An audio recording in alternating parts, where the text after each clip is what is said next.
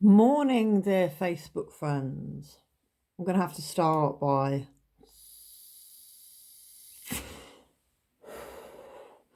taking a drag of this terribly environmentally unfriendly object. One of these days, I'm going to crack my nicotine addiction. I've done it before. I did not smoke or vape for 10 years, so I can do it again, and I will. But I digress.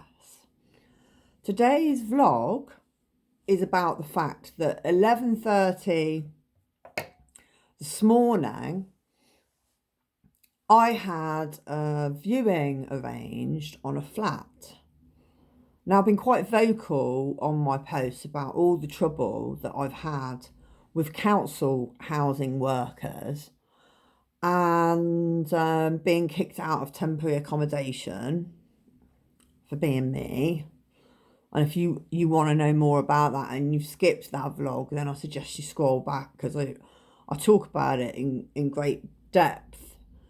But a big part of how I sort of process these things is to talk about it and then park it for a while. I'll feel much better for having had a conversation with myself or with the viewers that I can see that have viewed. I know you're being really secretive and not liking, but you're listening. So if I get 35 views, that makes me happy because that's 35 people who, some of whom may not have ever experienced a journey on benefits and a life on welfare. Now, for most of my life, right from the age of 14, right up until my first episode of psychosis, I worked. And I paid taxes, not when I was babysitting, obviously.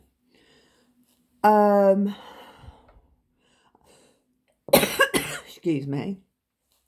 Now, my gripe is for the fact that support services are funded by public money, the taxes. And I Google how much politicians earn and how much they put in for expenses and their second homes in London. And I've worked out how per annum, per year, the most I've ever earned is 24,000 a year. And I put my heart and soul into some of my work, not the call centre stuff. That was just a means to an end. But when I started a career in support services, that was a passion, a vocation. And I felt very sense of achievement for the work that I did, which helped me feel happy despite some quite unhappy circumstances I was living in. I think when it came to my first episode of psychosis, redundancy from my job was probably one of the things that hit me the hardest, because the team that I worked with in Highbury Children's Centre, Kings Heath, were just amazing. They were just an amazing team. And I could come from home and having stress from home and go to work for a few hours each day and feel like I'd made a difference and have a laugh and a joke with my friends at work. So for 10 years now, I've been reliant on benefits because although I do know some people that have worked through bipolar, I don't personally see mania coming. Some people can manage it. Me, on the other hand, I mean, I don't want to limit myself by having limiting self-beliefs, but if I was to ever get back into work, paid work, I would need to be my own boss. Now, I've started up Ali, Authentic Lived Insight, and I'm hoping I'm going to put a couple of years into that and see if I can, I don't know, maybe I could get a salary out of it. I'm not looking for a lot of money. But I have digressed, and for a point. I usually digress for a point.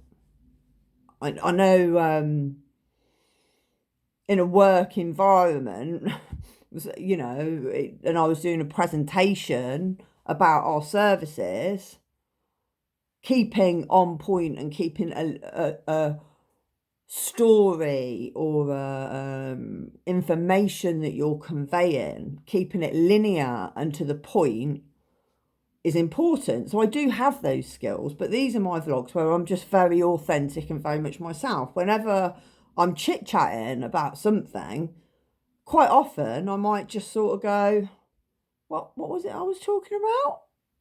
Do you remember what I was talking about? And then said friend who's listening proves whether they were listening or not by being able to go, well, you were talking about that, and then you were talking about that, and then you were talking about that, then you started talking about that. Oh, I say, oh, I know now, I know. And those who know me well do know I'm Jackanory, tell a story. So anyway, I showed an interest in an affordable flat in Hinckley. And I was asked in a bunch of questions from the estate agents, what I did for a living. And I was honest, and I said I was on benefits, but that I was a voluntary support worker. Now, the appointment that I had, and I was pretty much almost ready for early this morning at 11:30 today, has been cancelled because the flat is now under application. Probably by somebody who is in work, because estate agents do not like people that are on benefits. They will always, somebody working will always take precedence over somebody on benefits. So next time I see something privately, because I've been warned that it could take a very long time to find a housing association place for me. Plus, I don't think I want local council as my landlords. We're like oil and water, me and local councils. We just don't mix. I mean, I could raise my voice. Neighbours started to complain about me. They don't give me any room. They don't give me any second chances. I'll be out on my ear. So I'm not going to feel very safe in a housing association property that is governed by housing workers. I've already got a bad rep. So I had decided, I've got some savings left. I had decided that I would go privately if I could. I do and I don't want to. I mean, my flat in Lily's Yard, Hinckley, I adored it. I've been there 3.5 years and I never beg for anything. Never have done. Never been a beggar. Always had a lot of pride and been like, you don't want me, you don't want it. That's fine. I'm just walking away. But I begged her, please don't do it, Gaynor. Now, this woman is like the Donald Trump of Hinckley. The whole street that she owns. She has her own shop. And I don't know how that shop makes any money. Because the stock in it, I never really see anybody in there. The stock in it is, leaves a lot to be desired, shall we say. But she said, no, I need your property to live in whilst I do renovations on my own home. Because, I suspected, because in the 3.5 years I've been there, there'd been a few incidents with the police coming to my door to section me. And she just didn't want any riffraff. She extolled the virtues of the other men I won't mention names there, but my neighbours, both all other tenants in her collection of flats were single white males. And when she came to do a spot check on my flat, not mine, hers that I rented, she'd just go around going, oh, there's a lot of stuff. A lot of stuff, isn't there? A lot of stuff. I mean, it's a collection. It's an art collection. But anyway, I think when I left, I was more than fair. I cleaned it up to the best. Me and my mate Susanna, couldn't have done it without her. She was amazing. Having to pack up my stuff, get rid of my stuff. That's what sent me into hospital this last time around. Was losing what had been home to me for 3.5 years. Yes, I did start renting it with my now ex-partner, Mark Hobbis.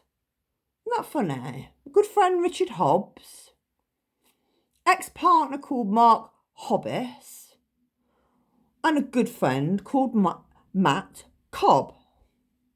I find that very amusing. Anyway, where was I? I told you I did this. Talking about, so went into the flat with an ex-partner. We had it together. He was the working one. So as long as there's somebody working, I could slide in onto the contract, no problem. And Gaynor was one of those rare landlords who didn't use an estate agency. She just wanted to see the person and feel the vibe for herself, which I respect her for, really. But as long as there was Mark there and he was working, I was okay to stay there. But when me and Mark split up and he left, it was just me paying for it out of my benefits, which I did. I never missed a rent payment. But unfortunately, I did have these problems whereby if I was manic on one occasion, I dance around, I beat a drum, I shout, I sing, and I heard, "Shut up!" from my neighbour. And my response was a very impolite, banging my drum, "You shut up, you cunt!" That's mania for you. I have explained it in written form. Zero filter. You say and do exactly what you fucking feel like doing. Whether or not it's socially acceptable. Now why I relate so well to children. You know, we become very childlike. The societal norms do not apply to us when we're like that. And if a copper comes near me and they've sent them to come and section me and I look him up and down and I don't like the way he's standing, what's your name then? Can I have your number? Full of attitude, which usually with police gets them puffing their pecs out. Oh yeah, like most recently, I've written about this. Most recently I was cuffed and the sergeant who cuffed me said, "Well, you were asking for it." I said, "What? Like rape?" There was a nice copper amongst them that talked me down and they uncuffed me and took me to a Premier Inn hotel. Story for another day, because it's reaching 15 minutes and I'm quite committed to keeping these vlogs. So yeah, waiting for housing for a very, very long time off local government with all of that it entails, or trying your damnedest hardest to get something privately and failing because you're on benefits and somebody with a nice secure job, they might get made redundant. Who knows? What is the real difference? But yeah, they will always win over somebody like me. So that was a disappointment. But as ever, I will just soldier on. Have a lovely day.